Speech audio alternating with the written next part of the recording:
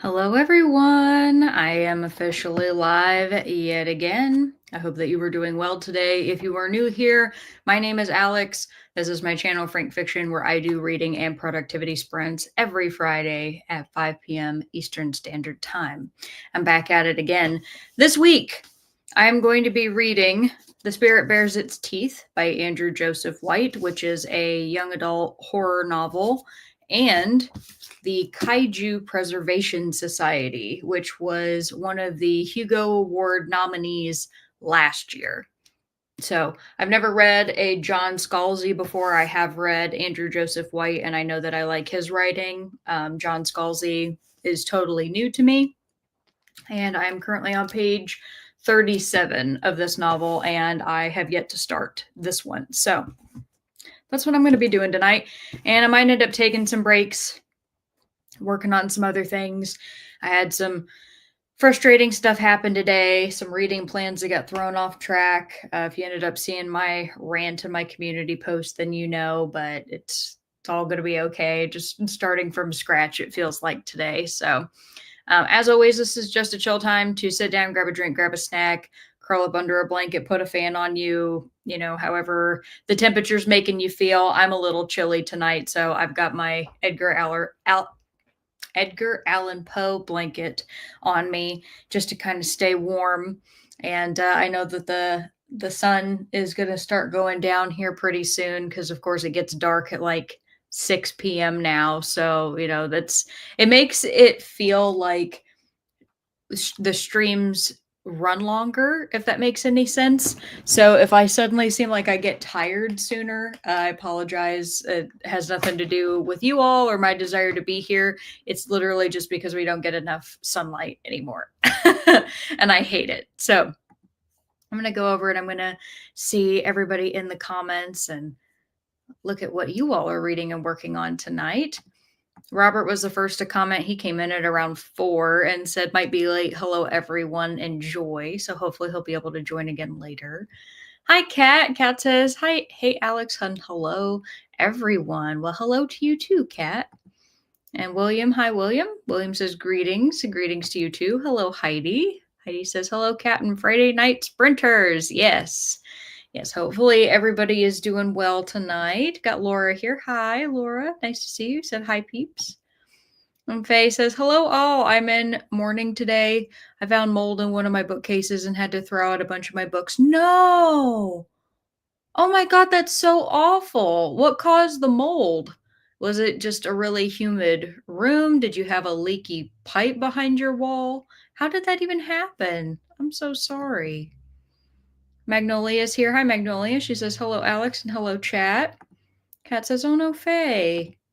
Edgar Allan Poe. Yeah. Kat, I almost started reading What Moves the Dead by T. Kingfisher today, but I'm not feeling the mood just yet, but I did read Fall of the House of Usher before I will get to this. I already have read it, so I did my homework. You gave me homework and I accomplished it. And Magnolia says, oh no, Faye, that's horrible. And Laura says, I'm reading my comfort book I read every time I'm sick, Winter Holiday by Arthur Ransom. I'm really sorry to hear that you're sick, and I hope you get to feel better soon. But I like that you're reading a comfort book. I think that that's really sweet. I've never heard of somebody picking up a book when they're ill. So I think that's charming. Maybe it has healing qualities, it warms your soul and it will give you the energy to your body that you need. That's my hope for you. And William says it gets dark at 6 p.m. all the time here in the tropics. Really? Oh, well, at least I guess you have the warm weather, so that's the bonus. I would take less sunshine if it meant that I get to stay warm all year round. I would live with that. I could adapt. Denise says, hello, everyone. Hello to you too, Denise. She says, I'm reading Chaos Charles Manson, the CIA and the Secret History of the 60s, page 219 of 436. That is quite the title and also sounds really interesting. So I hope that you are enjoying it. And Kat says, I'm packing up giveaway books. Woohoo! It's November, my way to give back to my friends and my community. I will also go to my mother in law's house for dinner soon. All right. Well, I'll miss you while you're gone, Kat. Hopefully, you'll enjoy dinner and doing your giveaway books. I remember you doing that last year, and it was an awesome time. So, everybody should definitely go check that out. Laura says, by the way, nothing serious with me. I ate moldy bread by accident. Oh no! Mold is the theme tonight? Is that what I'm gathering? Maybe I should be reading What Moves the Dead. We're all gonna just have our fungus. I don't like that. I'm so sorry to hear that. That's terrible. Heidi says, I'm still reading my dystopian book, Electric Forest, a mashup of Frankenstein and Pygmalion. That's a yeah, that's an interesting combination. Hope you're liking that. And Kat says, yes, What Moves the Dead? Be in the mood so you can embrace the Poe-inspired story. Yes, absolutely. I my reading mood has been really strange lately. Like I've been feeling really motivated, to read like this set of books, and then some time will pass and then I'll be like, no, I'm not really in the mood for that, and then I want to read something else and I start reading that and something goes wrong with it. So then I have to move on. And I feel like I'm just not having a lot of luck right now, so I don't want to start a book like that where it's so short that I need to be fully engaged from the very beginning. I mean, I usually am fully engaged with books that I read from the start, don't get me wrong, but when you have a book that's going to be short and it's going to move really fast, I just want to make sure that I'm ready for it, if that makes sense. And Magnolia says, I'm reading Elixir from Hilary Duff. Hilary Duff, really? I don't have any connection to the actress or singer. The book is very nice so far. Mystery, paranormal, romance, action. Oh, so you're saying it doesn't have any connection to the actress singer? Okay. I was gonna be like, that is very strange that she wrote a book that wasn't like nonfiction. So that's cool. Faye says, I live in a basement apartment and I guess I wasn't as on the top of the humidity this past summer as I should have been. That sucks. Oh, Faye. And then she bought the most industrious dehumidifier the world ever saw. William says, I'm reading The Execution Channel by Ken MacLeod. Nice. Never heard of that. Denise says, also anxious to start Deacon King Kong. Haha. Usually only read one book at a time, but I can handle if one is fiction and the other nonfiction. Yeah, that was the way I started. And then I started reading two fictional stories that were different genres. So I don't like reading two that are in the same genre, but I can read two books that are in different genres. So I'm kind of adapting it. You all have been watching that in real time. So I hope that you enjoy Deacon King Kong. That's a book that I am interested in as well. Heidi says, I was told to read A Sorceress Comes to Call by T. Kingfisher. T. Kingfisher has a lot of books out right now. Like, I know her most popular names. Of course, I read Nettle and Bone, so I am familiar with her work now, and I liked that book. I thought it was good, and that's why I'm interested in reading her other works. She's written so much, though, that I don't even know everything that she's written. And if new stuff comes out, I don't necessarily know about it. So A Sorceress Comes to Call is not one that I recognize, though I may have seen the cover at some point. And you said, oh my God, and I watched a funny video this evening and they looked moldy. They even said it in the video. So weird. Mold stresses me out. Mold freaks me out because it causes health issues and it ruins things and you have to remediate it. Oh, that's like a nightmare for me. Like in my line of work, that is an absolute nightmare. Magnolia says, no, I'm saying I'm not a fan of her or something. I don't even know her that well, but it is written by the actress and singer. Oh, it was written by, okay. Huh. Well, by the time that it's done, I would like to hear how she did because I don't ever hear about Hilary Duff anymore. She was one of those people, and I don't follow actresses anyway, or actors or singers or whatever. I'm just not into that. You all have heard me talk about that before. I don't have parasocial relationships with people. But Hilary Duff was one of those that, was really big in my generation, like when I was a kid, and then she grew up and she got married and she had kids, and it seemed like she kind of fell off the face of the earth. And honestly, that's probably better for her than all of the people who remain in the limelight. So look at her going and writing novels. That's not something I ever would have expected for her. So that's very cool. They says, LOL, I wish I could afford a better dehumidifier. Sadly, I'm just going to have to keep my books somewhere else. Man. Ugh. Denise says, I love Heaven and Earth Grocery Store by the same author. That's another one that I'm interested in reading. Don't have copies of either yet, but that could change. And hi, Angela. Angela says, hi, Alex. I'm beginning book number 1 of the Drive-In series by Joe R. Lansdale. Very nice. I hope that ends up being fun. Kat says, I'm reading at a snail's pace this month, I think because my MG book, While Good, my middle grade book, While Good, is a bit too long, and my other book, While Good, is nonfiction and is about philosophy and ethics. Ah, yes, working through that philosophy and ethics. Does it read like a textbook, Kat? Because I took philosophy when I was in college, and some of those, they can be quite dense depending on what you're reading. Magnolia says, so far the book is really my thing and it's really well written. I'm liking it so far, but yes, I will let you know in the end as well. I hope that she truly was the one who actually wrote it and she didn't just get a ghostwriter. And I don't mean that as like a throwing any shade at her, because for all I know, she could be an amazing author. I mean, there obviously are famous actors that are very talented with their writing. I just know for a lot of people, there seems to be this trend lately where they have an idea for a story and then they pay somebody else to write it. And I think that that's incredibly frustrating. That happened with the Jenner girls. That was like when they were teens. They went on a talk show to talk about this novel that they had written together, and it turns out that they hadn't actually written it. Like somebody else wrote it for them. And there was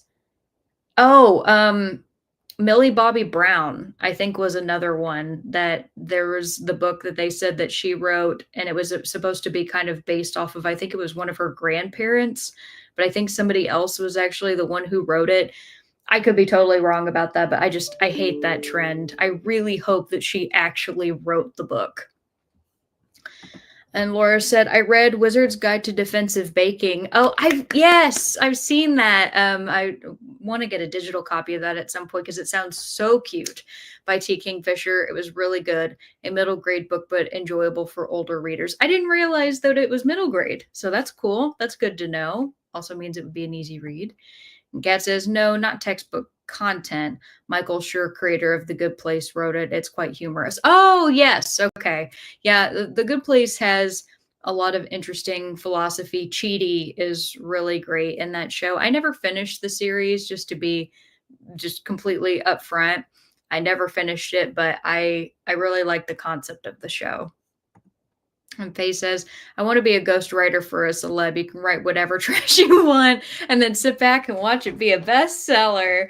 Yeah, until somebody realizes that you're the one who wrote it. Because sometimes the ghostwriters' names get released and stuff, even though they're not technically supposed to. Also, if you all want to go ahead and let me know how long you would like the first sprint to be, 30 or 45 minutes, I can get that set up on the clock. William says, StreamYard just came out with a new policy where year-old recordings are deleted effective December 1st. Need to download my old live streams. Yeah, if you don't have them saved to YouTube or anything like that, then you definitely will want to save those to your computer. Fortunately for me, all of the live shows I've ever had that I wanted to save, or my streams, they're all on YouTube. So I can always go and watch those. And you can even put them under privates if you wanted to, so nobody can see them. And Magnolia says, I don't know that. Is there a way to know when it is ghost written or not? Well, no, it's not supposed to be, which is why they're ghostwriters, right? Because if they were recognized for the work that they did, they wouldn't be anonymous. So I don't really know how it comes to be that people learn that something was ghost written, if like the writers come out and say something, which I don't think they're supposed to because they're under contract, or somebody somehow finds out about it and then leaks that information and it gets confirmed. Somebody else might be able to let me know about that. But I do know that there are people that have been found out for having ghostwriters. Faces Cheaty. Yeah, I love Cheaty. And Kat says, I love The Good Place. I'll probably rewatch it after reading the book. Nice. And Keaton loves the show as well, and so do my friends Dylan and Cody. Kat said 45. Denise said 45. All right. Maybe next time, William. Magnolia, 0.0001 of what? That's my question. Just joking. And he says, are you planning to get that real book one from the Schwab Fantasy series you posted about earlier? Oh, oh, Heidi, I'm in pain. I am in so much pain. I'm going to talk about that here in a little bit because I do have a question that I'm going to ask. And then anybody who did not see my rant that I made on YouTube, I'm sorry, you're going to get a live one. I'll make it short, but that's part of why I'm in a little bit of a sorts, you can say, this evening, because everything I was planning on and the things I had been working on this month, they've just been completely wrecked. And I feel like I have nothing to show for it right now. I'm so mad. So I'll answer that after this next sprint. And Magnolia says, maybe family who are leaking info. I don't think they're under contract. Yeah, I'm not sure how they find out. I can't remember. And Stormy says, hi, and hello to you too. And Kat says, Andrew and I watched it together. That's very sweet. I love that. That's a good show to watch with other people. All right. So I got 45 minutes already up on the clock, and I'm going to give you all your first question, which is going to be name something you experienced from a book that recently frustrated you. I was inspired by my own day to ask this question. So it can be anything, big or small, tropes you don't like, something an author did, a book you weren't really that big of a fan of, or just a general gripe, whatever you want to say, just an experience you had that frustrated you. And I got 45 minutes up on the clock. I think I'm going to dive back into the Kaiju Preservation Society, get another chapter in, and then hopefully make some headway in The Spirit Bears Its Teeth. So I will see you all in a little bit. Have fun reading. Bye.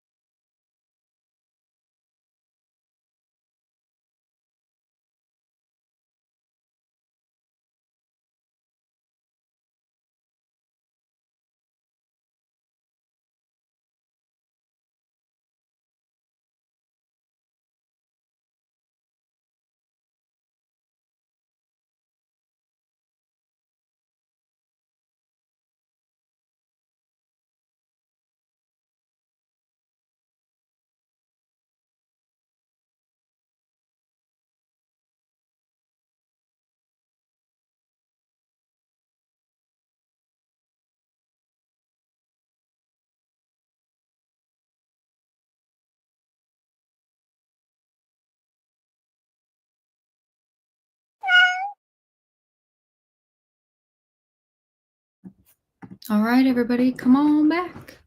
Let me know how you did. I did get through another chapter for the Kaiju Preservation Society, and then now I'm on page 17 of The Spirit Bears Its Teeth. And look at this cool, if you can see it, the embossed eye. Isn't that really, really nice? I like that. I guess that's technically debossing. It's because it's indented into the cover. But I thought it was really pretty. I think that the people who market Andrew Joseph White's books, they do such a great job with all the art, and I love them very much. So before we left, I asked you all the question, name something you experienced from a book that recently frustrated you. Let's see what you all had to say.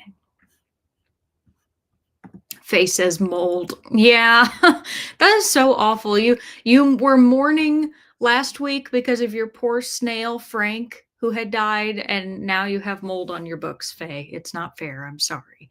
Next week I hope will be better for you. You will have no mourning to happen.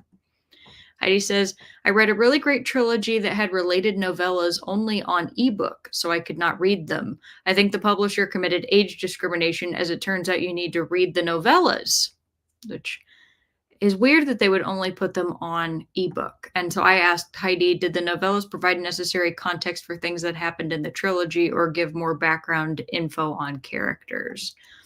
And Danielle says, I have a channel at Dat Danny Reader. Very nice. Thank you for sharing. Everybody can check it out at their leisure. Swank. Hi, Swank. Swank says, howdy, everybody. I like the leaf pie drumstick there. That's fun. I'm reading The Witch is Back. That's a great title. A NetGalley book coming out on 11/24 of 2024. It's a witch cozy mystery. It sounds like a good time. Robert says, a frustrated product placement. Nick Cutter's new book, The Queen, mentions Apple products 3 times in 20 pages, then Samsung Galaxy. That's weird. Yeah, you say product placement. It's like, did he get paid? I'm sure he didn't, but that's weird. Hi, Elena. And I like your new photo. Very nice. Elena says, I'm still sick with a bad cough and a cold, so that is why I'm in bed resting. I'm sorry to hear that you're sick. I hope you get better soon. Said I'll be reading The Wastelands, The Dark Tower 3 by Stephen King. Nice. Reading a Stephen King. I'll get to those eventually. That's like my one biggest sin is that I haven't read any of the Dark Tower books yet for Stephen King. And William says, frustrated in Stephen King, another Stephen King, the Tommy Knockers, King repeats 3 times or more for emphasis when 2 times is enough. Example, over and over and over again. Okay. Yeah, I can see why that would be very irritating. It's one of those things that could be fixed in editing, and they just didn't. Robert says, I'm currently reading The Spell Shop. Why the YA angst has quelled and a new character's edict doesn't make sense. Don't like the sound of that. And Teresa, hi Teresa. Teresa says, hello, Alex and friends, listening to Adventures of Sherlock Holmes by ACD. Very, very nice. It sounds like a good time. Elena says, I agree with you. Laura says, recently I read the novella This Is Where We Talk Things Out, and it was bad. I was expecting some clever twist reveal, but no, nothing. Everything was clear from the very start. Predictable. Those are my least favorite kinds of stories, so I'm sorry to hear that. Magnolia says, okay, well, you were right. Hilary Duff indeed had a ghostwriter. No! Oh, man. He said, I Googled it for a bit. One site says Duff came up with the plot and characters. Another says it was co-written with Elise Allen. Yeah, it means Elise Allen was the one who actually probably put pen to paper, as it were. I'm sorry to hear that. What a bummer. And you said, so I suppose Elise Allen is the real author somehow. I do like the book still, though. Well, that's good. I'm glad that you like the book. Faye says, did a Duolingo lesson, played Tetris, watched YouTube, despaired of life, and then started Dr. Jekyll and Mr. Hyde on ebook. I too have been despairing of life, Faye, so I'm sorry. But Dr. Jekyll and Mr. Hyde is a book that Keaton really enjoyed, so hopefully you will like it. Medium John Silver, haven't seen you in a long time. Hello, how are you? You said, frustrated. I read Zorro, The Curse of Capistrano. In the print-on-demand edition from the publisher IAP, there were misspellings of characters' names. A couple of pages were printed entirely in italics. Oh, yeah, that sounds incredibly irritating. I hate that. I realized after reading, oh my God, I almost said The Fault in Our Stars, which is not right. I almost said Under Fortunate Stars, which is also not right. The book by Rika Aoki that I recently didn't like. Where are you? Light from Uncommon Stars. Thank you. Too many star names. That I am actually picky about the way in which books are laid out. I've never had that gripe before, but when something is very obviously not right, yes, that is extremely frustrating. And in one section, a couple pages of paragraphs were repeated. Yeah, no, they needed to fix that. And Denise says, read 14 pages and started a load of laundry. Very nice. That is productive. Sounds like Keaton just got home. He's talking to Barker right now, so he may end up coming in to say hello. Faye says, uh-oh, next Friday is my birthday, and Fridays are cursed for me lately. No, it's going to be a good Friday, especially if it's your birthday, Faye. It's going to be good. Magnolia says, frustrating. Well, I don't want to spoil something, so I'll keep it vague, but one of the characters just took a long time to tell the other person all about it while it was critical info. No. I think I can get what you're saying, and that would be very, very frustrating indeed. Mine, and if you all saw my community post, I'm sorry. I promise I'll keep this short so I'm not rambling and ranting about something you've already heard, but I ended up picking up a copy at the library of a V.E. Schwab book because I really liked her writing for, oh my God, The Invisible Life of Addie LaRue. There we go. That was so good. I've been really interested in starting a series by her. I'm like wrapping up some series right now, getting ready to start some new ones, feeling good about that, right? So I'm like, okay, I go to the library. I've been wanting to read her Shades of Magic trilogy, but they didn't have the first book available because like that one always seems to be checked out. I even looked on Libby and there were like 15 copies or 15 people, excuse me, that were waiting to be able to read the digital copy, let alone the physical copy. So I was like, okay, this is going to be rough. So there were some other books that were there, and I saw one there that was called The Fragile Threads of Power. And on the spine, it says Threads, Book 1. Okay. So that indicated to me it was its own series, right? And it was the first book. So I was like, okay, great. I'm going to try this, even though I don't know anything about it. I get to 130 pages in this book. And I have finally gotten to the point because I'm reading it and I'm understanding what's going on in this story, but they keep alluding to a bunch of stuff that's happened in the past. So, I mean, I know sometimes that happens in fantasy. They refer to things that have happened before. You end up learning about them more as the story goes on, but this was different. This was a feeling like I have been reading this book for 130 pages and something is just not clicking for me. And I was feeling like there was just a gap, like I was supposed to understand more than what I was actually getting. Well, come to find out that this is the first book in the sequel trilogy to The Shadows of Magic. So this is actually the fourth book in the series, technically, even though it's the beginning book of another series. So I'm really frustrated as now I have gotten spoilers, this being book 4, for things that happen in the trilogy that I have been wanting to read and haven't gotten to yet. I was raging because I feel like I've just had a lot of non-starters lately. Like this is I'm calling this not a DNF because I do think I'll come back around to it, but I'm calling it on hold. I now have had 2 books that I have started recently that I have had to put on hold. So my reading for November has been abysmal. I have basically nothing to show for November right now. So mad. So tonight, me starting 2 new books, I'm like, well, I at least know that these are standalones, right? Like I'm going to be able to pick these up. They're relatively, short. This one's pretty short. I'm going to be able to get through these. I'll feel good about that. I'm happy about that. This one was, a Hugo Award nominee last year. Like I got to have something that's going for me. So Heidi had asked the question earlier, am I planning on getting the trilogy that I had intended to read? And the answer is yes, but I don't want to buy it right now. Like I can't get it from the library, which I absolutely would have done if I could. I've bought so many books this year. I don't really want to buy more. So I'm just frustrated. And so my mom was asking me, she's like, "Well, can I get you anything for Christmas?" And I gave her like a few ideas, and one of them was a box set for that book series because I will not buy it for myself, but I asked for it, and if I get it, cool. If I don't care. It's fine. But I was just I was just so mad. I feel like I just wasted time.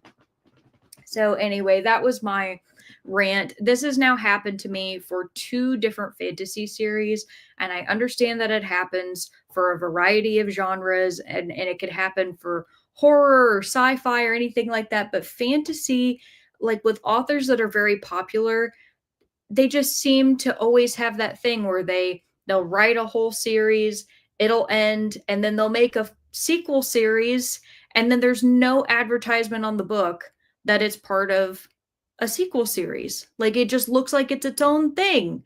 And that's bullshit. And I don't know why they do that. And I also find it irritating because if you're going to continue writing books with the same characters in the same universe, why don't you just have it continue? Like the original series.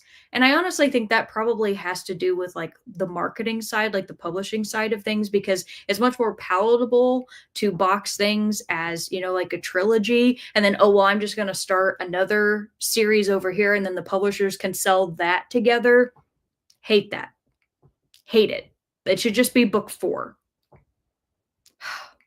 It's like they're afraid that readers are going to get scared if there's more than 3 books. I don't know.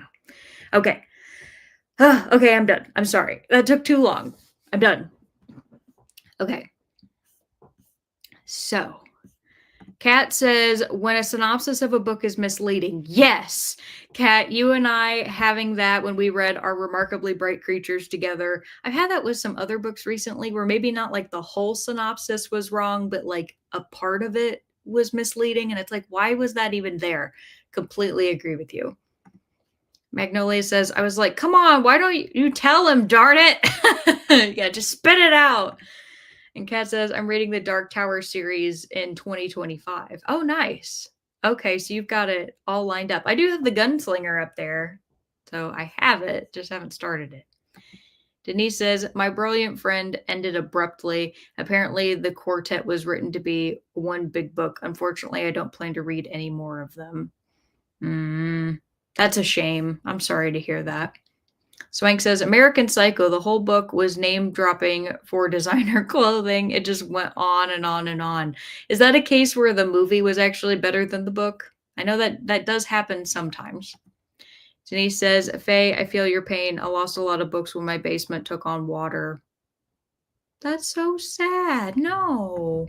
Faye says, Denise, ouch, basements and books just don't mix. It's true. They're just so moist. Sorry. I know some of you will hate that word, but they're just damp. That's probably a better word. They're very damp places. Kat says, I'm still packaging. I'm slow and use a lot of packing tape. It's because you're careful. I appreciate that. I've received packages from you and they were always packed with care. So thank you for that. Swank says, Faye, my birthday's next Saturday. Woo! Birthday buddies. Very close. Only one day off. Robert says, Keaton, rice and beans coming up for our host. I actually just whipped up some ravioli and just dumped a bunch of basil Alfredo on it and called it a day for dinner. So that was what we had. But we are planning to go out to a cafe this weekend and get some croissants, which is my favorite way to say it, and grab some coffee and just spend some time together, which sounds nice. We did go to a restaurant. It was super fun this week. It was one of those places, and I know that they have them all over the world. I saw one in London. I went to one in San Francisco. They're all just a little bit different. But if you've ever been to a place where you sit down at a table and they have like a sushi conveyor belt that goes around, and then you have a tablet and you can order different things, and it'll come by and deliver it to your table, and then you pay by the plate for anything that you grab off of the lower conveyor of the food that they've pre-made that's kind of going around. Had not had an experience like that one before. I'd been to one, like I said, in San Francisco, but it was a very, very different experience. Nothing was automated. It was like way more traditional, way more toned down, I guess you could say. Keaton and I had a ball, and then it's one of those places where after you eat a certain number of plates, you get a prize. And our prize was we actually got bookmarks, which was really cute. And if anybody knows the game Pikmin, it's little Pikmin on a nigiri, which I love. So there's this one, and then there's one of the little blue guy on a shrimp, and they're adorable, and I love them so much. So I'm using those in my books right now. It makes me happy because their little heads peek up over the pages. Anyway, we had a good time with that. So I really like new food experiences. Those are like usually the most fun. Faces, Swank, nice. That's my niece's birthday too. Oh, that's so cute. Are you going to go and celebrate your niece's birthday after yours, Faye, or do you kind of like tie them together? Laura says, I read 4 chapters, 41 pages. Nice. Would read more, but did also do a lingo lesson and cuddled my cat. That's lovely. Angela says, I think I'm getting ready to go on a wild ride here with Joe R. Lansdale. It's compared to a marriage of Stephen King and Hunter S. Thompson. I'm locking the doors now. Ooh, boy. That sounds interesting. Magnolia says, that is book 4, kind of. Oh my God, no. Yeah, it's terrible. Swank says, that kaiju book was so good. I am really looking forward to this. So far, it's been quite entertaining. I've laughed actually out loud at a couple of places, which is difficult for an author to do. He's just very fast with the way that he lays things out there. His characters quip a lot, and the story itself moves quickly. I mean, it gets right into it, and that's something that I appreciate because in this case, the dust jacket of this book, it lays out the entire beginning for you, but it's only, maybe the first 2 chapters, and it's just all the information's there, and then bam, you're in the story, which is cool. And Magnolia says, I totally understand your frustration, but are you also allowed to laugh? Yes, absolutely. Swank says, Angela, laughing my ass off. Robert says, V.E. Schwab, I read A Darker Shade of Magic, didn't continue with the other 2 books, tried Fragile, and realized it's part of the first trilogy. Aw. Well, I know. So she has another standalone book, which, of course, is The Near Witch, which I obviously own. And it would be perfectly justified to be like, well, Alex, why the fuck didn't you just read that one? Fair judgment, fair question. And it was because I really am trying to get back into like the mentality of being comfortable with series. And I thought V.E. Schwab would be a great way to do it because I'm super interested in her writing, and I get kind of scared about starting series. I'm intimidated by them because of the commitment. But I also have another series that I'm getting ready to finish up for Fault Tolerance for Valerie Valdez. This was her Chilling Effect trilogy. And so I'm hoping to get to this very soon. Also got this from the library. And so I'm like, okay, it's going to be okay. I can do series. I'm just so mad. But, the other option, which I was also interested in, was the duology of, I think it was called like Her Villains duology with Vicious and was it Vengeful were the 2 names? I think they both began with a V. I can't remember now, but I was interested in those as well, and the library also didn't have those. V.E. Schwab is super popular. And Kaz says, Winter Haunting by Dan Simmons is part of a series, and nowhere does it say it's part of a series. Yeah, it sucks. And in the case of the library, I mean, it's really not their fault because technically it is the first in a new series, but our library is so good because it'll tell you what book number it is. So, for example, Fault Tolerance by Valerie Valdez, it says Chillin' for Chilling Effect, book 3. It's like, okay, I appreciate that. So I don't accidentally pick one up incorrectly. Well, no, apparently not. Still totally can do that.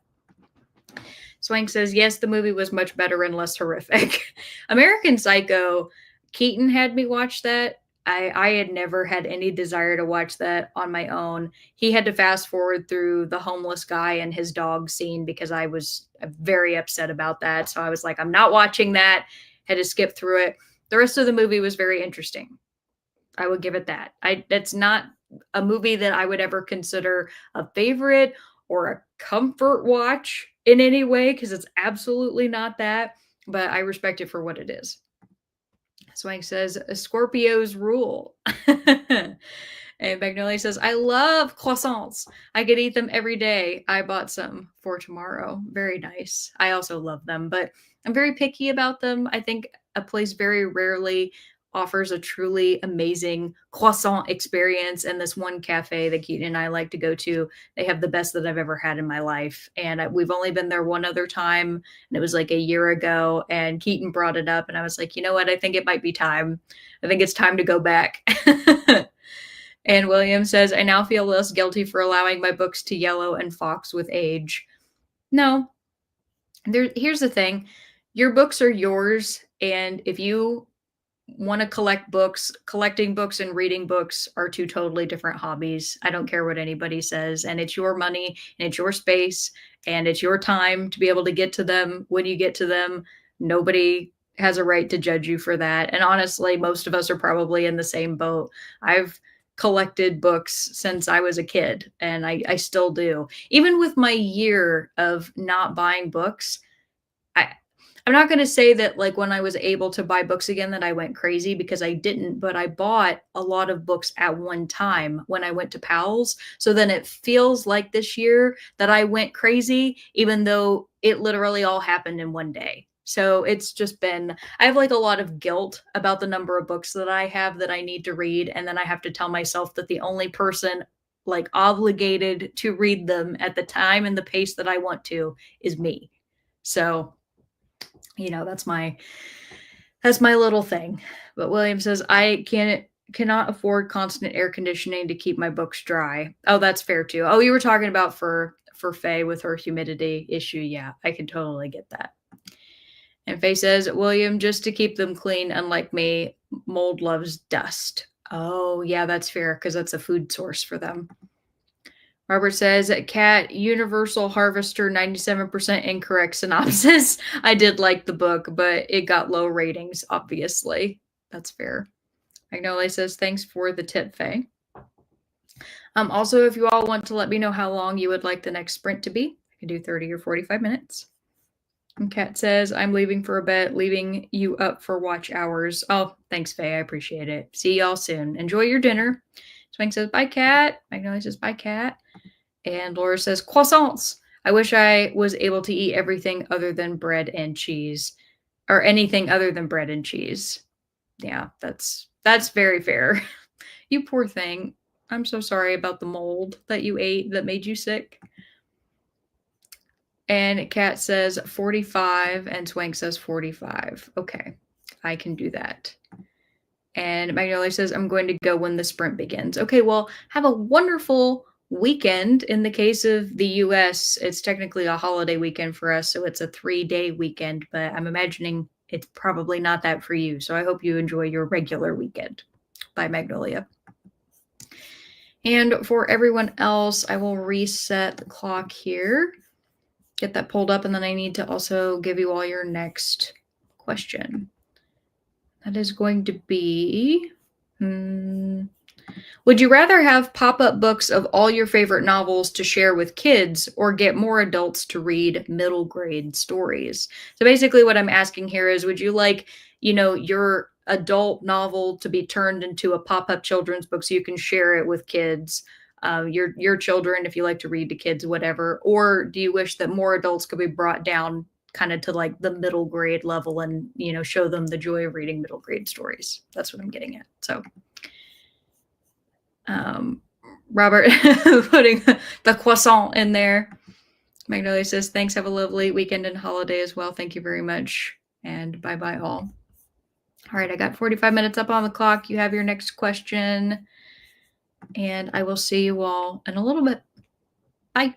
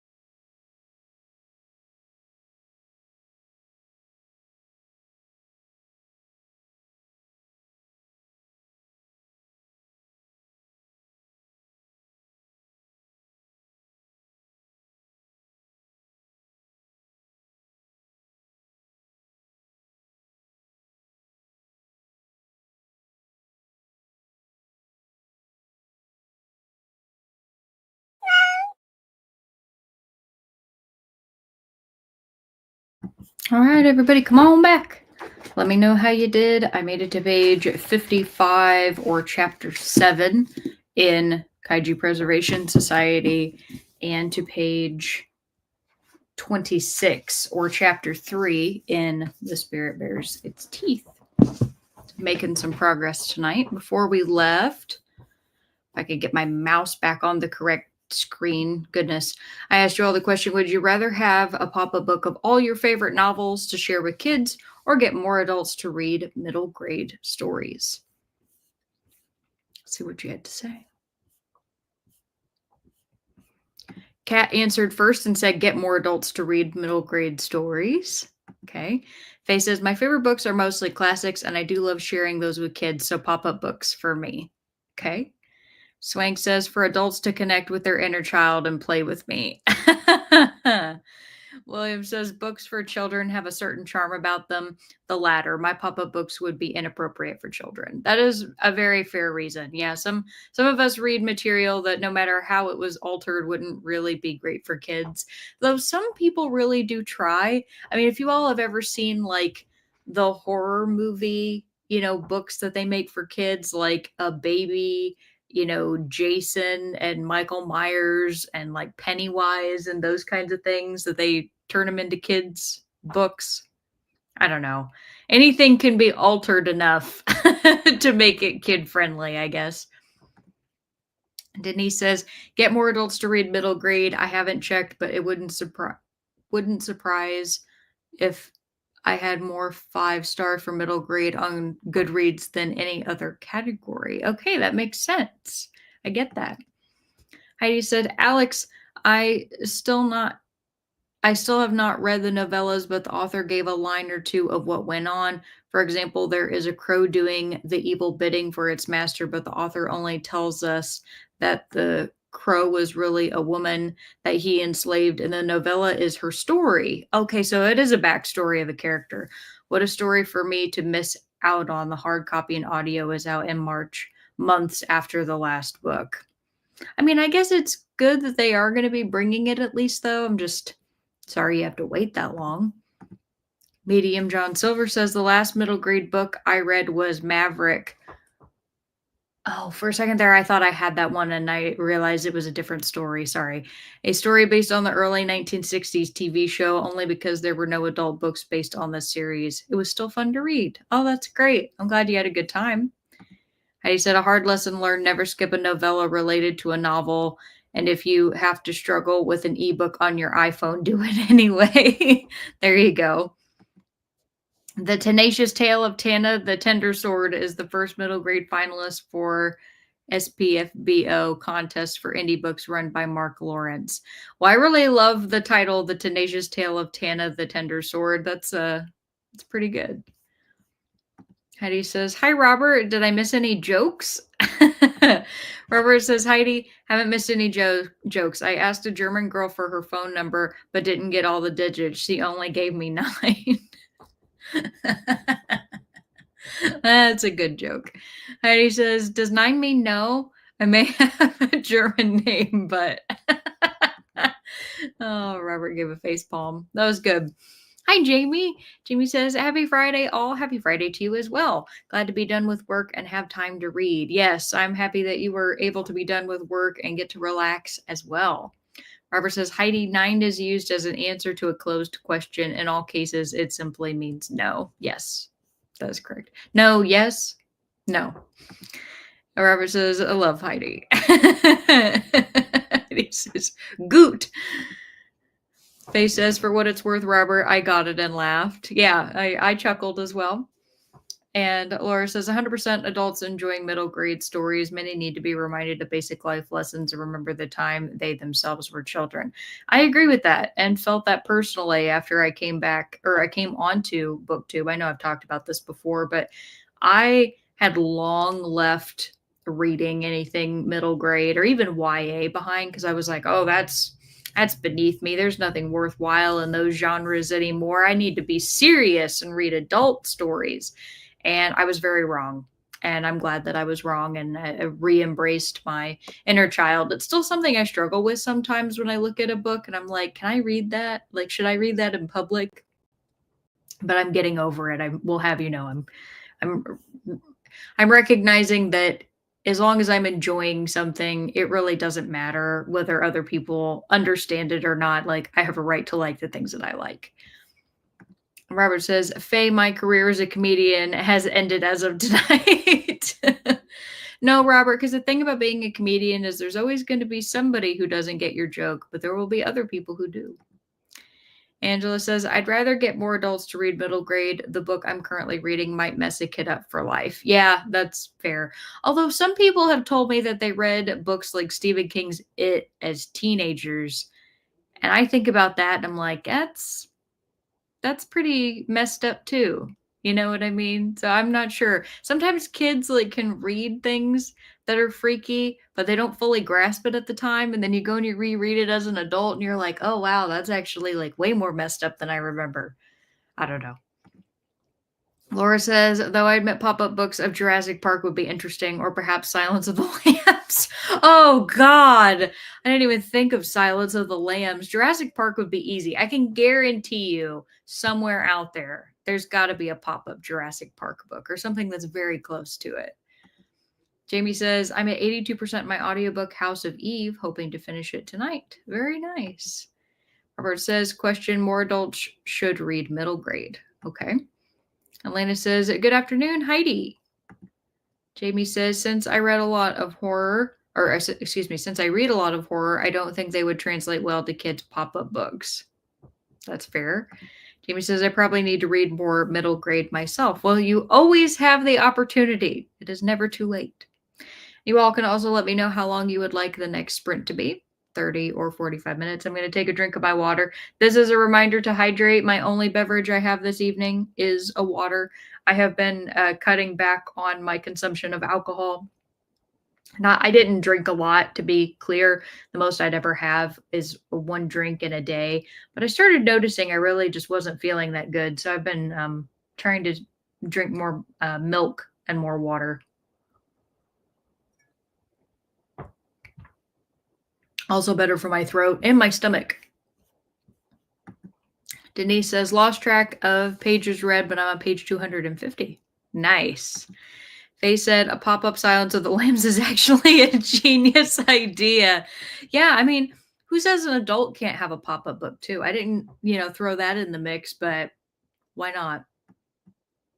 Hi, Elkie. Good to see you. You said, I watched the movie It as a child and I didn't dare go into the bathroom for months. Oh, and if I did, I put the stopper in the sink so nothing could come out.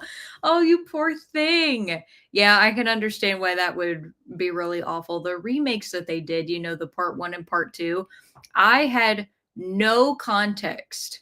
Keep that in mind. No context for it when I was growing up. I didn't watch the movie with Tim Curry. I hadn't read the book. I watched part 1 in the theaters as a person who did not like horror movies. Okay, but my friend Dylan had read the novel years prior and he was like, hey, will you go with me to go see this movie? I was like, yeah, sure, why not? That that scene with poor Beverly where the blood's just spraying everywhere and she's being grabbed by the hair and like she can hear the voices down the drain. Oh my God, nightmare fuel. Which is why it was so interesting because after I watched that movie, I had to read the book and I ended up loving it. I mean, I thought it was a great story. So I get you. Swank says 45. Okay, we can do another 45. Jamie agreed with that. Denise says, my love for middle grade came from reading aloud to my 5th graders when I was a teacher. That was my favorite part of the day. That's so sweet. That would also be my favorite part of the day, to be honest with you.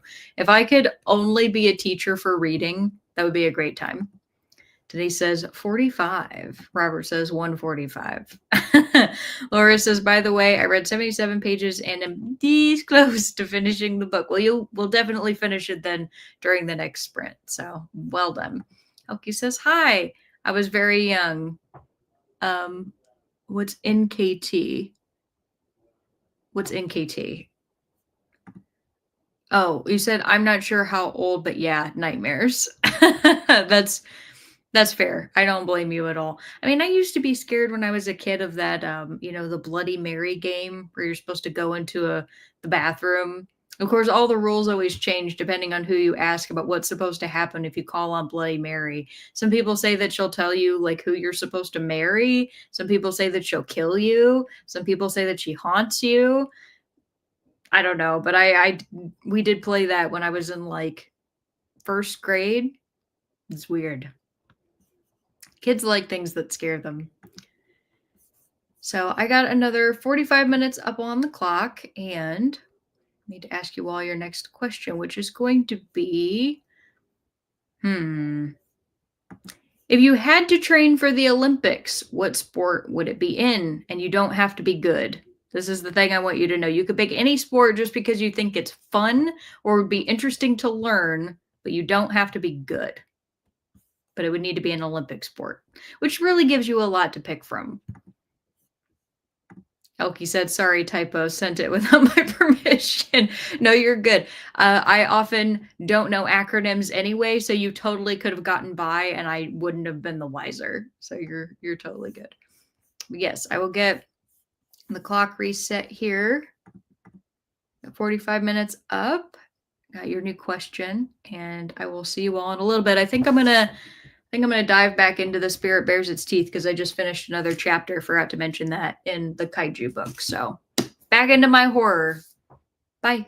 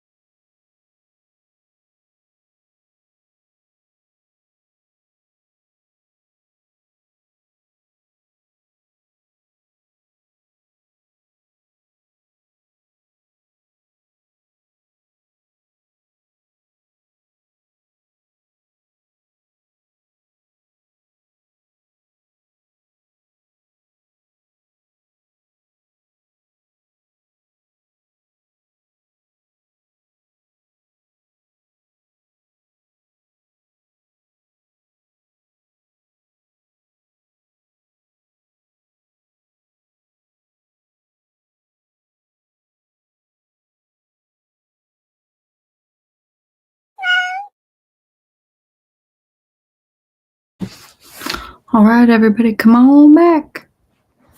Let me know how you did. I made it to page 50 in Spirit Bares Its Teeth. Parker came in to hang out with me. I was going to crochet, but he gets terrified of my crochet for some reason. Don't ask me why. He's just really afraid of it.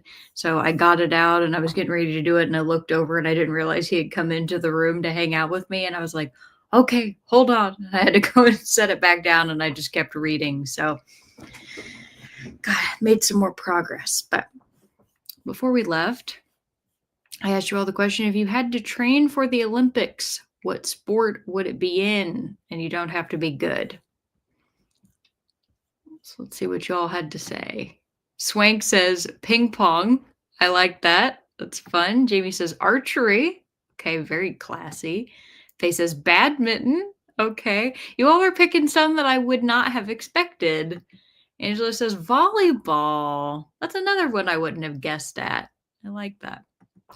Robert says breakdancing can't be any worse than what we witnessed. It's funny that you say that because thinking about the lady from Australia is exactly the reason why I put in parentheses, you don't have to be good. Because apparently you don't have to get to the actual Olympics either. Laura says, I already plan to train on one Olympic-like event. I picked archery, but first I need to sort out my health, maybe try swimming as well. That sounds awesome. And I wish you the best of luck with that. Swimming, I don't really know anything about archery. I've only ever done it at like a Ren fair, so I can't speak to that. But swimming, I did competitively for 1 year while I was still in school, and I really liked it. It was a great full body exercise. And in all honesty, if I had to pick a sport, I probably would end up picking something like swimming or doing like track. I would be horrible at track, but I was always pretty good at least of like running and keeping pace. So that would be something good to practice. If I had to pick a winter sport, I'd probably pick something like luge just because it looks so fun. Robert says, I bet Alex is listening to Norma Jean or Shadows Fall. I was listening to lo-fi, Robert. So neither of those. Heidi says, Alex, what's your favorite number one music you like to listen to these days? If you're talking about to read, I always have to I always have to listen to things that don't have words when I'm reading. So things like lo-fi are really good. For like regular music, if I'll give you a couple songs I've really liked lately. So let's see. We've got like Here We Go from Lil Nas X. I've got Don't Go Insane by DPR. I actually don't know how to fully say the right name. Is it DPREN or DPRIAN? I'm not entirely sure. And then what's one more I could give you? Probably like Save Me by Jelly Roll. So all very, very different tone of music, but I have a wide variety of music that I listen to. So you pick any genre, and I probably have a song on my playlist that's like 800 songs long, just because I like so much different stuff. Barbara says death metal is her answer. I, no joke, love listening to the Doom soundtrack like when I'm driving in the car, but I can guarantee you the facial expression I have is probably one of road rage, even if I'm just like having a good time. Because you can't like just be chill and relax while you're listening to Doom. And Swank says, sorry, I've got to go. Thanks for the sprint. So I'm glad you were able to hang out, Swank. Thank you. And Laura says, I finished my book and had just enough time to read a short story from Parker Pine Investigates. Very nice. I've never heard of Parker Pine. That's a cute name, though. He says, I'm almost halfway through Jekyll and Hyde. Very nice. Denise says, read 19 pages on page 269. Great job. Elkie says, swimming or horse riding? Yeah, so Elkie, would you do dressage? I'm trying to think, like, because they have jumping probably. Do they do Western They don't do like barrel racing in Olympics, do they? I admittedly do not know all of the equestrian sports. I used to ride horses back in the day, but I never did it competitively. Denise says ice skating because it's my favorite to watch. There you go. Okay, ice skating's really cool. I could never do the tricks that they do, though. I'd just be happy to not fall on my butt. I can ice skate. I just, I can stay upright, but I'm not going to be able to do anything fancy. I'm happy just to be able to turn. Angela says, I played 2 years of girls softball at Fort Jackson when we lived there, played 2 years of volleyball in school, and I loved archery. I wish I'd pursued that further. You can always get back into it in some capacity. Laura says, I know the Puzzle Association in Australia is trying to put speed puzzling jigsaw puzzle in Olympics. Really? That's so cool. I love jigsaw puzzles. I'd love to compete in that. Yeah, no doubt. That would be ridiculous amounts of fun. Hi, Devin. Nice to see you. You said good evening. It's been a hot minute since I've been on one of your sprints. Well, I'm really glad that you made it. Thank you for coming. And I hope that you are having a wonderful evening or morning wherever you are. I hope you're having a great time and are feeling good about heading into the weekend. Elkie says probably dressage because I'm trained more in that. I used to ride too, 13 years. That's wonderful. I was never very good in an English saddle. I did a little bit of jumping at one point, and that's also where I fell off of the horse that I was riding, a thoroughbred Trakehner. So she was pretty tall, and I was fully at the crest of the jump and was coming back down. And like right when her front hooves hit, that's when I got like launched out of the saddle, and I basically went like head over ass and I landed flat on my back. And that was a really rough time, and I was a little terrified of jumping after that, but like Western saddle stuff, I was always a lot more comfortable with that. So I mean, it was my own fault I fell. It happens when you're learning something, but the pain and the shock of it scared me really bad. I was also really lucky that I was thrown more to the side because with the way that I fell, I basically almost like launched myself out in front of the horse that I was riding where she could have like trampled me. So I got very lucky. And Devon says, evening here in Florida. I learned a lot about horses writing my last book, loving the conversation. They're really beautiful animals, and they have a lot of compassion and a lot of spunk, and they're very fun. And I do miss riding, honestly. That was something I wish I could have kept up with. But like, I never owned a horse because my family didn't have the money for that. So like I did lessons, I went to camp. One of the best memories that I have is I did what was called a horse pack camp, where I actually went to Tennessee and went into the mountains, and we camped for a whole week. Like we had tents and everything, and we camped out, and every single day we would get up and each of us had our own horse that we were assigned for the week, and we would ride them going through the mountains. And I mean, I'm talking about like some rough terrain that the horses were dealing with. And they were champs at it. They like knew what they were doing. It was a really great time. So I don't regret doing that ever. I was 17 when I did that. Alki says, falling is part of horse riding. So true. We've all fallen. I had a horse fall on top of me when I was 10 and was nearly paralyzed. Holy crap. That is awful. I'm sorry to hear that. Glad that you were okay, obviously, because that's scary. Yeah, falling off of a horse. This was a different time. I was riding also a different horse. We were doing a lesson during a thunderstorm, which really should tell you that that was a really stupid time to do it. But there was a lightning that had struck very close by to the barn that I was riding at and spooked Dylan, the horse that I was riding. And so we were going one direction, and my body was like leaning to go one way, and he jolted and went the other way. So I just like fell in the direction I was originally traveling in and landed, and I hit my arm. And I remember I stopped being able to see. I stopped being able to hear. I stopped being able to feel anything because my body basically went into shock. And I got scared because I thought I had like broken my arm or like at least fractured it. I was very lucky. I was not seriously injured, but I had to navigate back to like one of the rest areas, not being able to see or hear, like kind of like feel my way back so that I could sit down and rest until the shock wore off.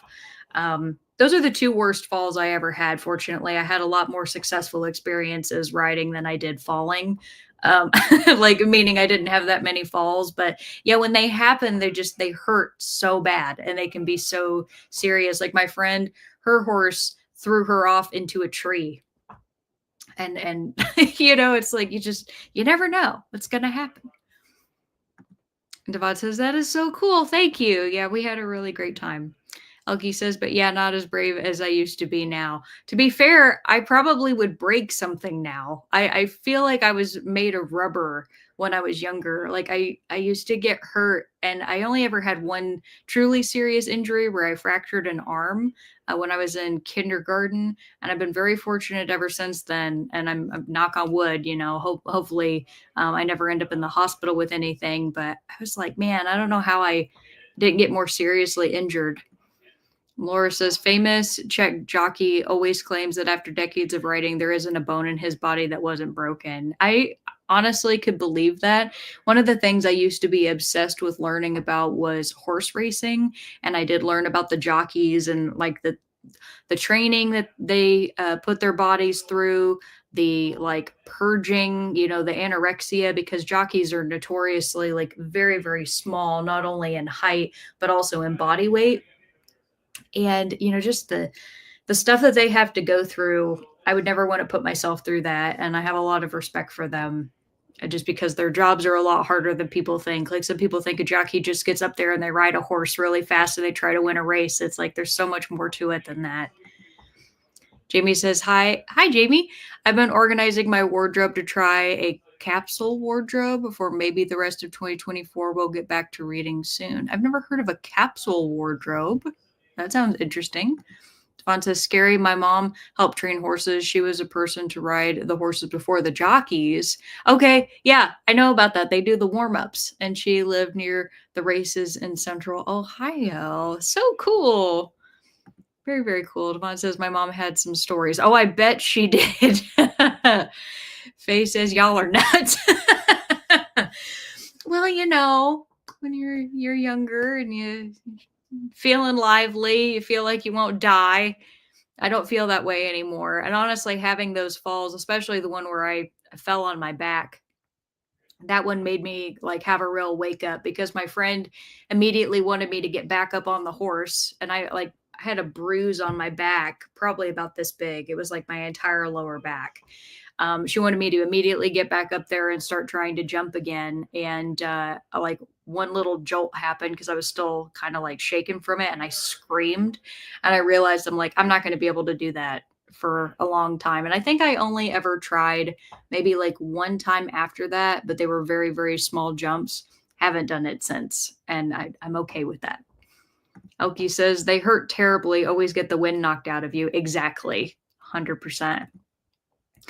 Jamie said, I love watching gymnastics and figure skating, so I'd maybe train for one of those.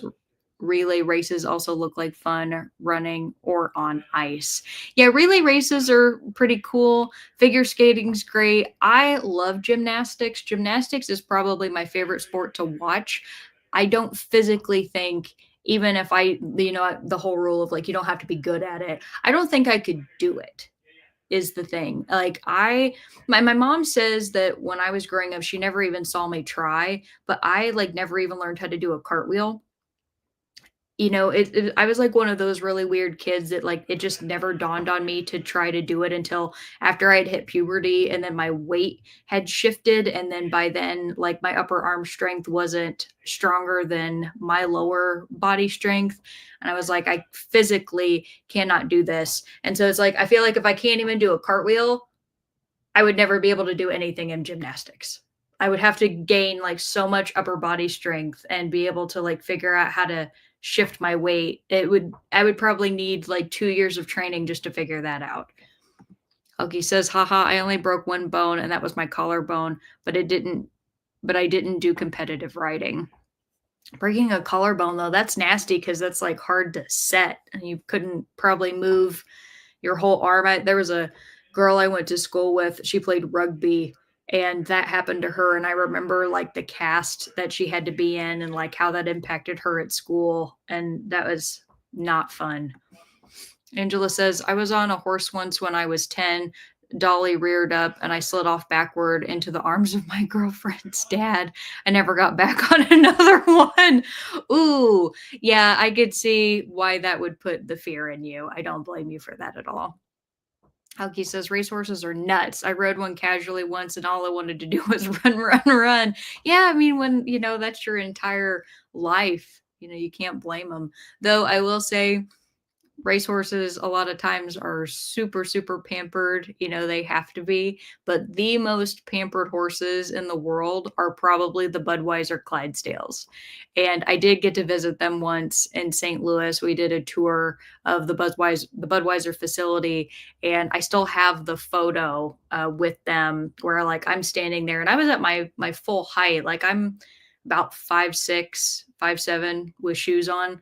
And I'm standing next to the Clydesdale and their head, is fully up at normal height. And they're like way up there, like I look so small in the picture compared to them. And those horses are so pampered, so happy. I love them. They're great. Jamie says, a capsule wardrobe is just when you choose a certain number of items to make up a simplified wardrobe and put away everything else for a bit. Great for small closets. Oh, I like that. I've never heard of it referred to that way, but I like the name. Devon says, that's one of my goals for next year, Jamie. Yeah, that's a good way to do it. I do rotate my wardrobe, but I don't have a small wardrobe. I will admit that. Laura says, makes me remember a horse trainer I saw talking on TV about one horse. He broke my arm, my spine. Yeah.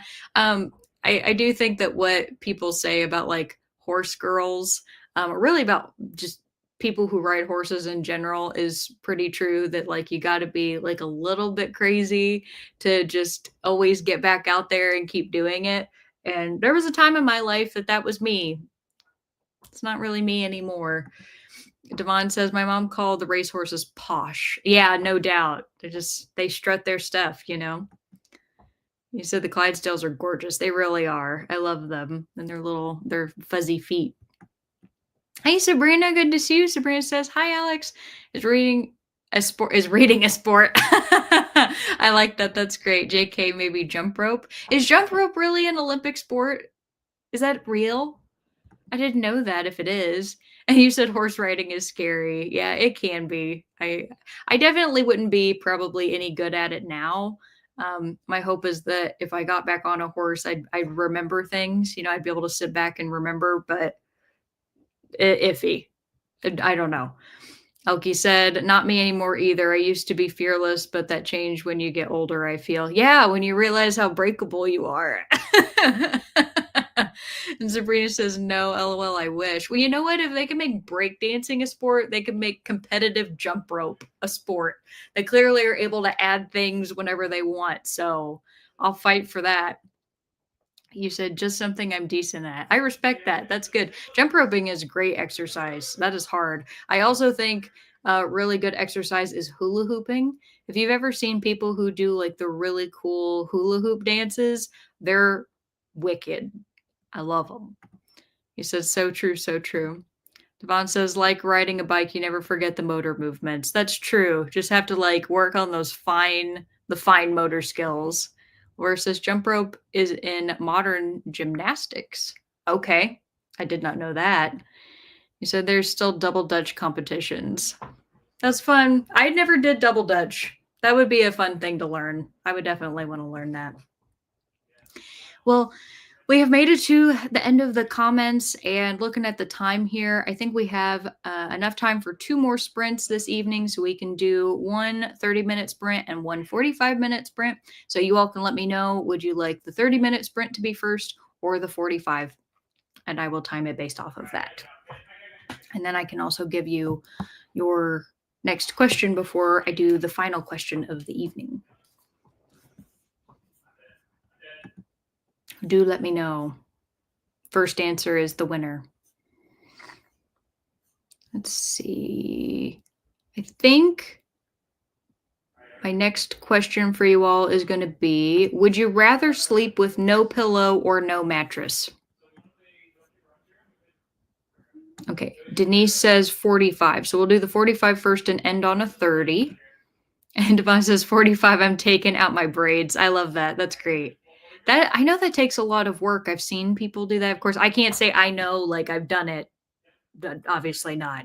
I'm not cool enough for that. But I've seen it done, and that looks like it takes a lot of time. Heidi says 30. We'll do ending on the 30. And Zach, hi Zach. Zach says hi. I'm only entertaining horse story. Oh, my only entertaining horse story is my cousin got his nipple bitten off by a horse. Oh my god. That's like testicle bitten by a goat level story. So yeah, that's entertaining. Thank you for sharing that, Zach. God. Farmer says 29. The one says, ouch. Yeah, no doubt. That's a big ouch. Oh, that's so horrible. Okay, so we're starting with the 45. Would you rather sleep with no pillow or no mattress? And I put the wrong punctuation in there. There we go. I fixed it. And I'll go ahead and get the timer up on the clock, and I will see you all in a little bit.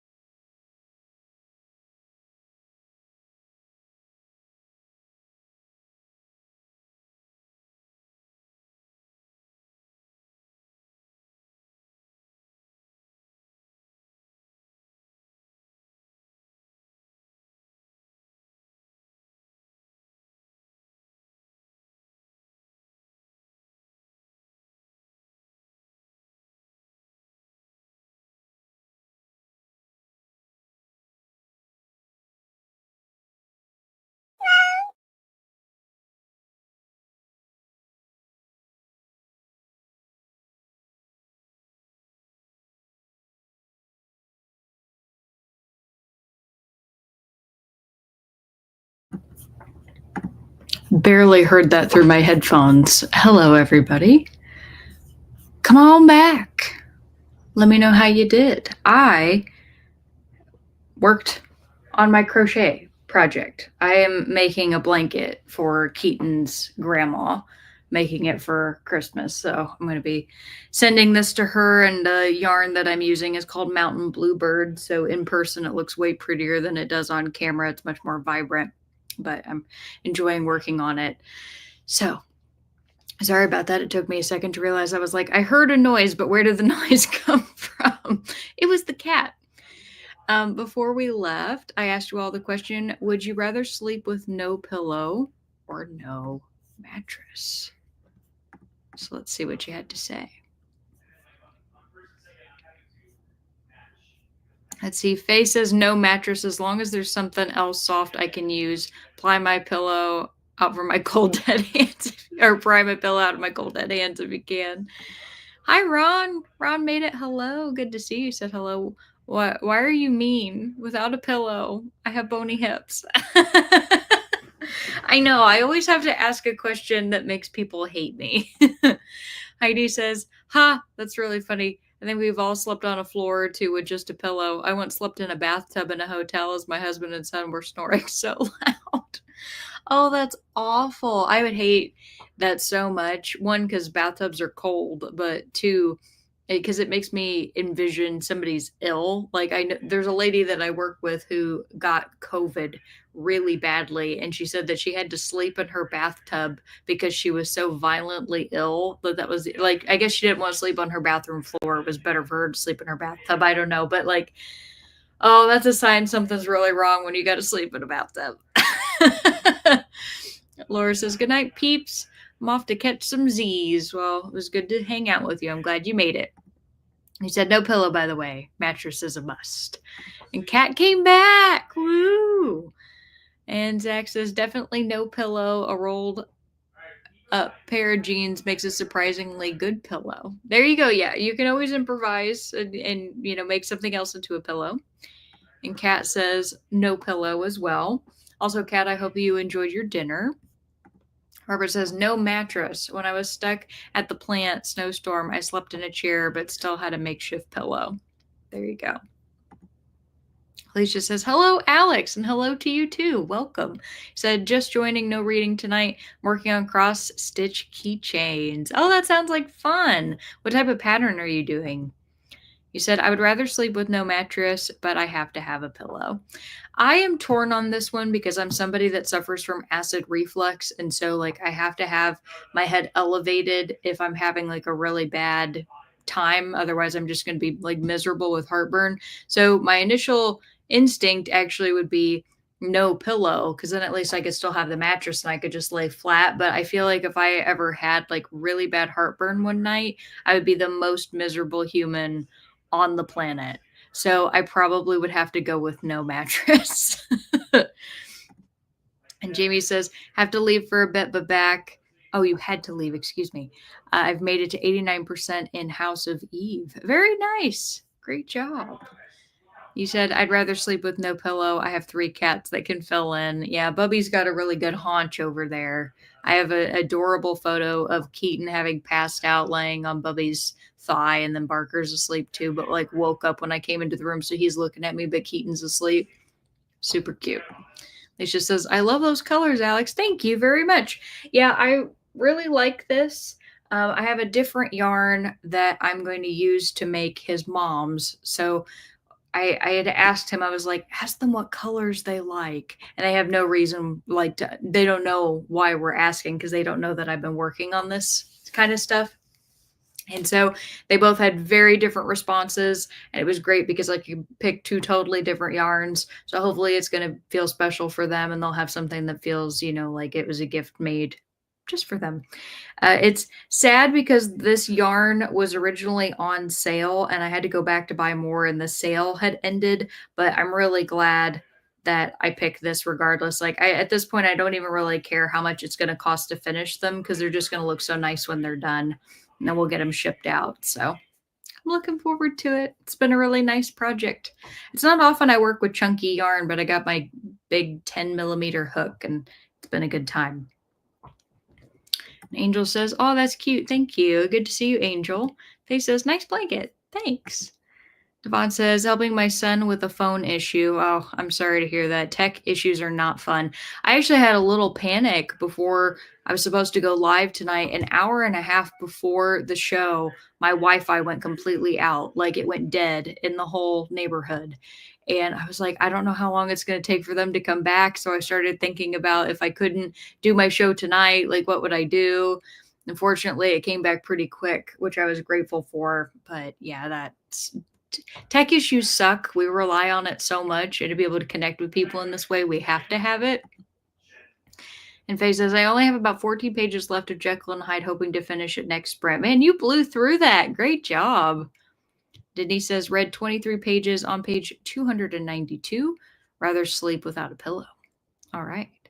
And he said, "Messed up, started on 289, now on 292. Well, that's okay. Alicia says, "Right now I'm cheating," or cheating. My eyes are so tired. I'm so sorry. Right now, I'm creating Hogwarts house ties for the cross stitch, but I have others to do. Oh, that's really cute. Little ties. Kaz says, "I enjoyed my dinner, shrimp and jambalaya. Love that. Green beans and cabbage with sausage. Now I'm eating banana pudding." That is a good, like, Southern comfort food that you had there. You're making me want spinach and mushroom etouffee. There's a really good place around here that I love to get that from, and I haven't had it in ages, come to think of it. I'm gonna have to go get some. Kat says, "Barry heard your voice and says hi." Hi, Barry. Hope you're having a great Friday.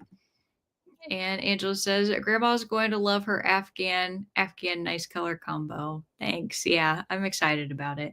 I've been just really, really enjoying my projects. I don't know if you all are going to be able to see this again because colors are just, they don't show up well once the sun has gone down because it like distorts everything on camera. But I've got this color that you're seeing here in the camera. It kind of looks like a grayish black. It's not. It's actually a green, like a green blue. But I made this like little pouch here, and it's fun because my Spirit Bears Its Teeth book is also purple. So I'll get to have like my purple in my purple. I like vibrant colors for stuff because it just like, I don't know, makes me feel happy and sunny, especially when things are going to get gloomy. I'm going to need to surround myself with as many vibrant colors as possible. So I'm just like preparing for that. Kat says, "I have reflux too, but I would find something to replace my pillow, although I do have a bed that raises up." You are lucky in that way. I would love to have one of those beds because my dad has one and it's really cool, but I am not willing to spend that money. And my mattress is also pretty new. I got it when I first moved into the house. It was a gift from my mom. So my mom was so sweet. Her housewarming present to me was a new mattress and a couch, which is like a huge housewarming present because we all know that those are not cheap. And so I'm very happy with my mattress and I will use it until it's worn out, which is going to be a long time from now. And Alicia says, "If you are in Kat's Discord, I posted a picture of the keychains in the craft section." I will go check it out because I am. I haven't been in there in a hot minute, admittedly. I should go in there and look, especially because I haven't gotten to see the latest art from Kat's What's Up Wednesdays. And Devon says, "I don't know if I can get by without either a pillow or a bed." Well, it's whatever you're going to turn into your pillow or your makeshift bed, right? Think about it like that. And Denise says, "Will not be joining the last sprint. Need to go to bed. Thanks for the sprints. Have a great week, everyone, or weekend, everybody." You too, Denise. Thanks for hanging out. And Alicia says, "That is awesome, Alex. I can see the green when you shift it around." Oh, good. I almost feel like I need like a flashlight on it so that you all can actually see. It's weird because I can adjust the temperatures of the lights in here, like my lamp and stuff. I can change it, but it would only make it more orange, and you would be able to see it even less. Because right now the lighting I have on me is like more of a white light. So I don't know. I just have no luck with trying to show things on camera. Not on this one anyway, because it's my computer webcam. If I was showing it on what I actually film on, you probably would be able to see it. Devon says, "Best gift ever." Those are super expensive. They can be. So, what started all of this, and I know I've talked about this before, so I promise I won't harp on it. But what started me getting back into crocheting was I had found stuff on Etsy that I really liked, and all of a sudden I went, "But could I make it? could I do that?" And it turned out that the answer was yes, and I haven't been able to stop ever since. Alicia says, "Oh, those art pieces were fun." Zach says, "You can get a wedge-shaped mattress topper for reflux." Oh, really? Oh, I'm gonna have to look into that. Zach, you may have just saved me because most days it's okay, but when it's bad, it's really bad. Kat says the sprint art was cute on Wednesday, especially the snowmen and tequila. Oh, that sounds awesome. So that must have been Alicia what you were talking about. Like the snowmen and tequila. Devon says, I'll go without a pillow then. There you go. And you said they have those reflux wedge pillows at Walmart. Okay, that's good to know too. See, I very rarely go over to the Walmart, but I should go over there more because honestly, they have some stuff there that I can't get at like Kroger. Alicia says, yes, the snowmen were adorable.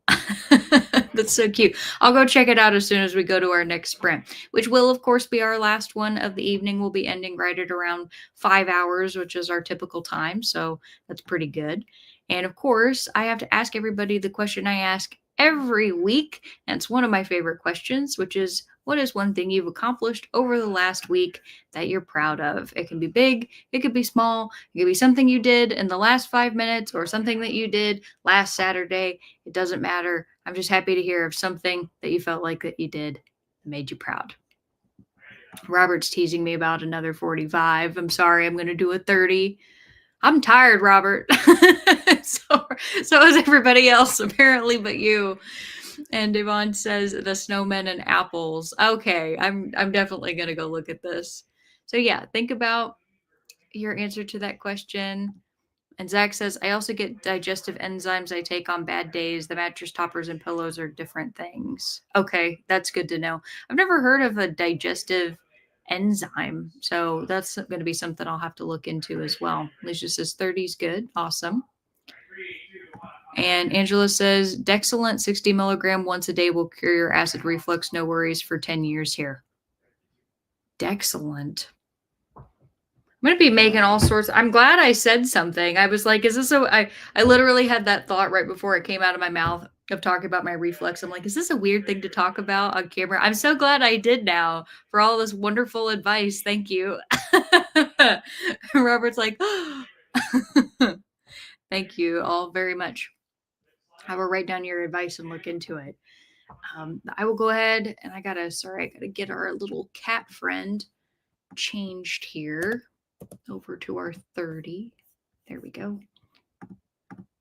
And enjoy your last sprint, everybody. I'm going to continue to crochet like a fiend. Hopefully won't miss the timer this coming time. These are noise canceling. That's why I didn't hear it. I'll see you all in a little bit. Bye.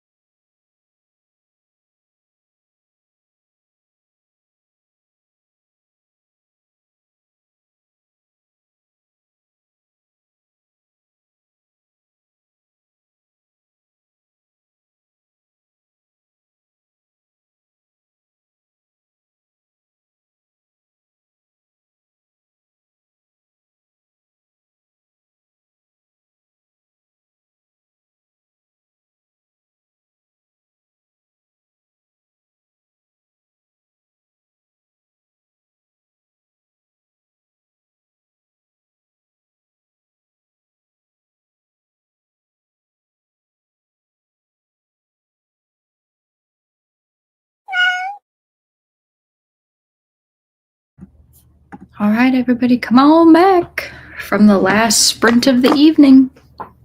Oh, how are we all feeling out there? I'm feeling tired, but I feel like I got some good work done this evening, so very happy about that too. Before we left, I asked you all the question, what is one thing you've accomplished over the last week that you're proud of? And Kat, talking about our prior comment, said, no, I wish I didn't suffer with reflux. Yeah, me either. Alicia says, one thing I accomplished this week was all of the things: kid field trips, a science competition, filming ahead of schedule so I can possibly go see family for Thanksgiving, also the keychains. That's a ton of stuff, Alicia. Great job. Super proud of you. Faye says, I survived and only cried for a few minutes. You did a great job, and you had some very gut-wrenching things to deal with today. So I'm proud of you for dealing with that. I'm so sorry. I wanted to tell you as well, while I have not dealt with mold on my books, I do have a dog, and I have had the unfortunate experience of him deciding one night that he would be mad about something, and he has peed on some of my books before, which ended up altering the way that I actually store my books because I never wanted it to happen again. He peed on like 5 books that I was given as a gift from one of my friends, and they were completely ruined. So I understand the lamenting and the feeling of the loss of perfectly good books for no good reason. I'm just really sorry you had to deal with that. Angela says, I raised my first ghost mantis to maturity. Yay! After molting 5 times, she got her wings today. That's so cool. She did it all herself, but I fed, watered, and loved on her a lot. Mantises are really awesome. So I'm happy for you. How lovely. Devon says, most proud of, I wrote 1,500 words for my book 3, my book 3, despite all the chaos that has happened this past week. Well done. 1,500 words is a lot. So way to go. I don't know if you're doing NaNoWriMo or not, but either way, writing for any reason is awesome. Angela says, thanks for the sprints, Alex. Hope to see you next week. I plan to be here as long as nothing weird happens. And then we can all wish Faye a happy birthday on that day too. So thanks for coming, Angela. Ron says, successfully convinced someone to join my org's board of directors. Very nice. Great job. That's a big thing to do too. That's an accomplishment. Zach says, closest thing I have to a good thing is finding the song They're All Around Us by Poppy. Good for anyone who's very angry about the political situation in the U.S. I will go listen to that song, Zach, because I don't think I've ever heard that before.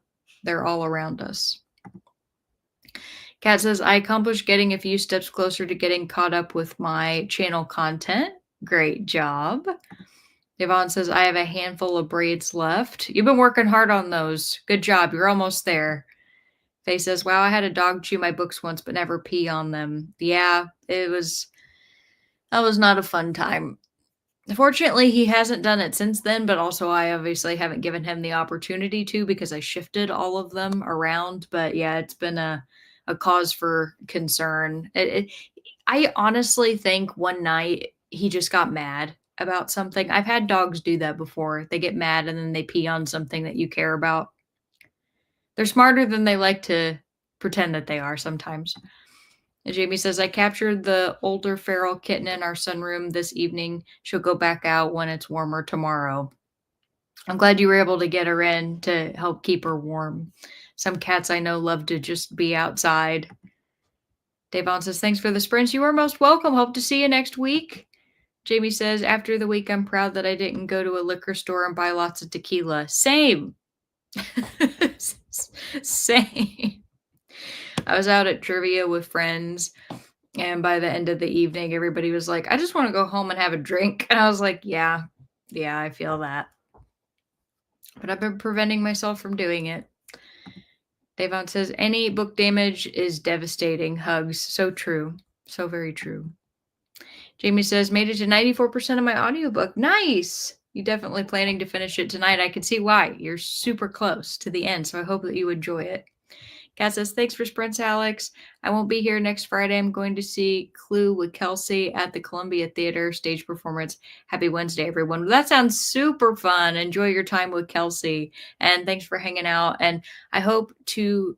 Did I say happy Wednesday, everybody? Sorry. I was thinking about your Wednesday sprints. Happy weekend, everybody. But I hope to be able to see you at least for a little bit on your sprints next week because I have an event that night, but I'll probably try to pop in to say hi. Jamie says the other cat we have in our sunroom, Malarkey, has been banned from the main house because he likes to pee on everything, books included. Yeah, it's rough when they just pick something. Elkie says, finished my book, started a new one, but it's 3 a.m. now. Oh, goodness. Well, you definitely need some rest. And I hope you have a lovely weekend. Thanks so much for coming. I'm glad that you are a regular showing up now. It's wonderful to see you. Alicia says, thank you for sprints. You are most welcome. Jamie, good to see you again. Thanks for coming. So thanks for sprints and thank you, everybody. And I'm going to veg out for a little while like a potato, give my dog some love, and then go to bed. Faye says, thanks for sprints, Alex. Good night, everyone. Good night to you, too. With that, I'll see you next time. Bye.